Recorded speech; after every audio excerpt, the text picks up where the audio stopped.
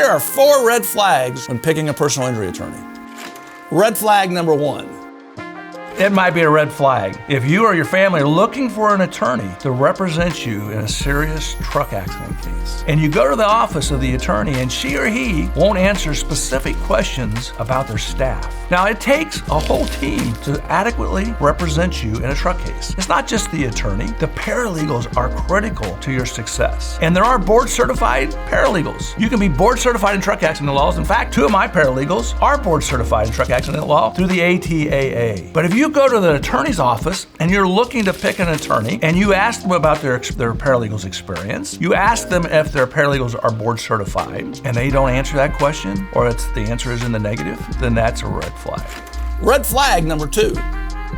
It might be a red flag if you or a family member have been seriously injured in a truck accident and you go to ChatGPT or one of the other AI sources and you do your own research and it tells you to ask certain questions and you take those questions to an attorney and she or he won't answer them. ChatGPT may or may not give you the right answers. I've had clients come to me and say, hey, I researched you and found you on AI. I have all these questions. This is what ChatGPT is telling me to ask you. And you know what? I'm always happy to answer those questions. Any attorney that you're going to work with, you want an attorney where he or she is willing to answer your questions and talk to you. And I find that the questions that I've been asked from ChatGPT are in fact good questions. So you shouldn't be afraid to ask the attorney the questions that are generated by AI. And if that attorney is put off by that, or that attorney doesn't want to answer that might be a red flag.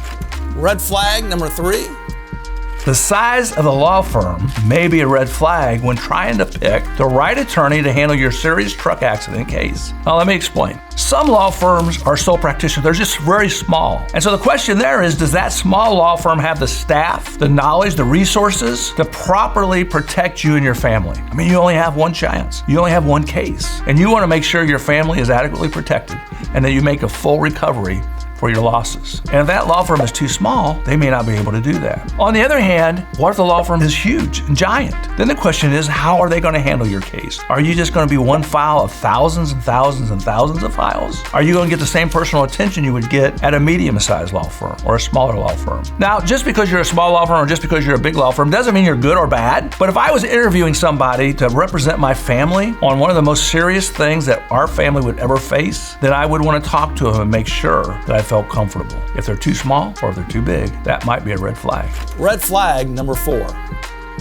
It might be a red flag if you're interviewing an attorney for a serious truck accident or catastrophic injuries, wrongful death case, and that attorney doesn't belong to any of the professional groups, such as the ATAA, which is the largest truck wreck plaintiff law group that exists, the AAJ, which is one of the largest plaintiff personal injury trial lawyer group, the Indiana trial lawyers, for example, the state trial lawyers, that again is the plaintiff lawyers, the lawyers who represent victims of crashes. And if they don't belong to those groups, then that might be a red flag. The reason is that the ATAA, for example, they share their knowledge. These are lawyers from all over the country.